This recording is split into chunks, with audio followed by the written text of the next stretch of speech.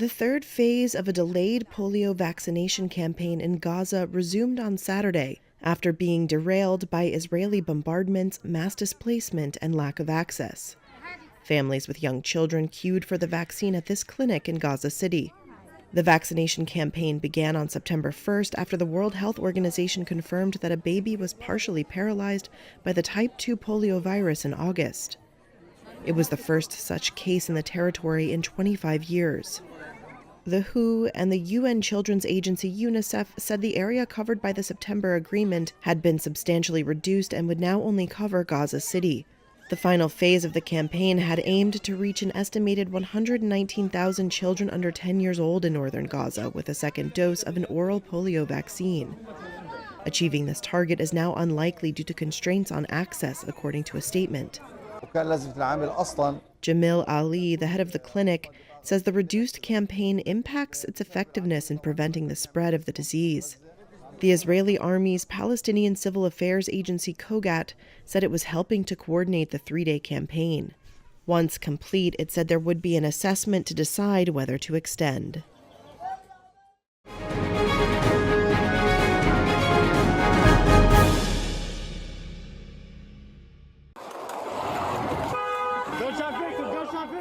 Orlando police on Friday said 2 people died and 6 were injured in a shooting in the city's downtown neighborhood in the midst of Halloween festivities. The shooting took place around 1 a.m. in Orlando's entertainment district, where hundreds of people were celebrating Halloween.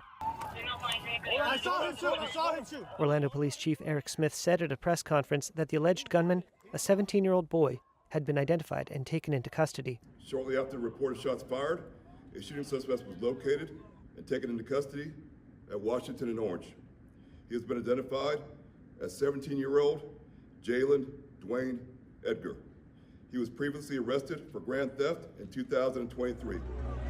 Video posted to social media showed emergency personnel attending to casualties lying in the street. Smith said police were still conducting an active investigation.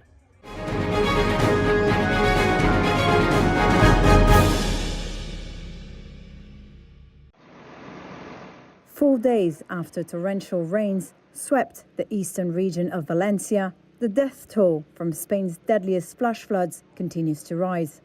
And with dozens of people still unaccounted for, Prime Minister Pedro Sánchez said on Saturday that it will likely increase further. La situación que estamos viviendo es trágica. The situation we are living in is tragic. It is dramatic. We are almost certainly talking about the most serious flooding our continent has seen so far this century. And I am aware that the response that is being given is not enough. Sanchez said the number of people killed has now passed 209. That was the number killed in floods in Romania in 1970. Spain's tragedy is now Europe's worst flood-related disaster, since at least 500 people died in Portugal in 1967. Meanwhile, volunteers flocked to Valencia's City of Arts and Science Centre for the first coordinated cleanup organised by regional authorities. The venue has been turned into a nerve centre for the operation. The storm triggered a new weather alert in the Balearic Islands, Catalonia and Valencia, where rains are expected to continue during the weekend. Scientists say extreme weather events are becoming more frequent in Europe and elsewhere due to climate change. Meteorologists think the warming of the Mediterranean, which increases water evaporation, plays a key role in making torrential rains more severe.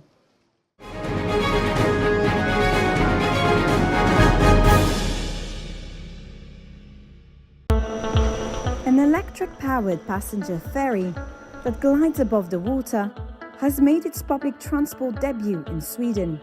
The P12 is powered solely by battery, and its 3 carbon fiber hydrofoils make it look like it's flying on water. In addition, Candela, the company behind the vehicle, says it can dramatically reduce energy consumption compared with other regular fast vessels. So in general, with passenger ferries, the problem there is that they are they use a lot of energy, a lot of fuel, which means also that they are very costly. Gustav Hasselskog is Candela's founder.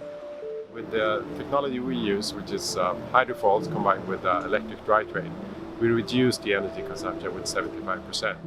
Wake from the vessel is kept to a minimum. That has earned the ferry an exemption from speed limits on the waterways. So the commuting time is shortened, and it's good for the environment, and it's good for the taxpayers in terms of lower cost. The hydrofoil is now running a direct line between the island of Akerö in the Lake Mälaren and the city centre. It has, Hasselskog said, cut a journey that usually takes 50 minutes down to 25 minutes. In many cities you have a lot of congestion, and waterways are just there to be used. And here we have something that is fast and very clean. The P12 operates from Tuesdays to Saturdays until August, taking a break during the winter. It has a capacity for 25 passengers and is accessible for wheelchairs and bicycles.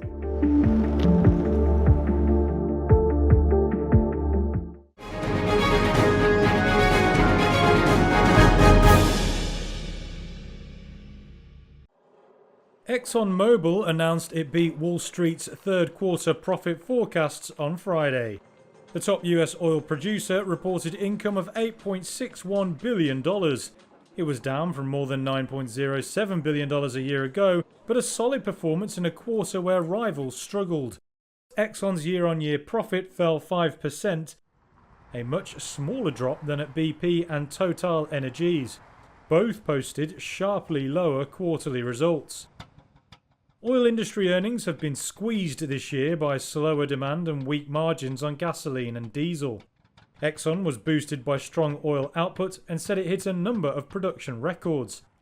It cited a 25% year-on-year rise in oil and gas output to 4.6 million barrels per day during the quarter. Friday's update comes after Exxon had earlier warned operating profit had likely fallen. The results included Exxon's first full quarter of production following its acquisition of Pioneer Natural Resources in May. The $60 billion deal drove production in the top US shale basin to nearly 1.4 million barrels per day of oil and gas. That helped overcome a 17% decline in average oil prices in the quarter ended September 30th.